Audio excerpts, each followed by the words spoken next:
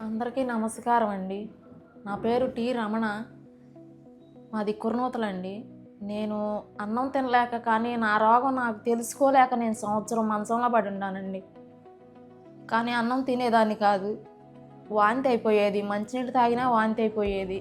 కానీ నేను ఇడ్లీ తెచ్చుకొని తినేదాన్ని. 2 తినేదాన్ని. ఆ 2 పోయి ఒకటిలోకి వచ్చానండి. ఒకటిలోకి వచ్చినాక నా భర్తే నన్ను అరిసి తీసుకొచ్చాడు హాస్పిటల్‌కి. ఏం తింటలేదు పదా అని చెప్పి తీసుకొచ్చాడు. అది చూస్తే అన్నం తినే ప్యాక్‌కి క్యాన్సర్ గడ్డ పుట్టిందండి. ఈ డాక్టర్ గారు చూసి తీసాడు నాకు 7 నెలల క్రితం. నాకు బాగు చేశాడు. ప్రాణం పోసిన దేవుడండి నాకు డాక్టర్ గారు. సుమన్ డాక్టర్ గారు నన్ను లేపి ఇప్పుడు నడిపించి నీకు ఆరోగ్యం ఉండటానికి నాకు శక్తి ఇచ్చింది డాక్టర్ గారేనండి నాకు. నేను నమ్ముకున్నాను డాక్టర్ గారిని. ఏది చేసినా మరి 19 కేజీలే ఉన్నానండి నేను. మొత్తం శవానికి చేసినట్టు చేశాడు ఆపరేషన్ నాకు. నన్ను బాగా బతికిచ్చాడు.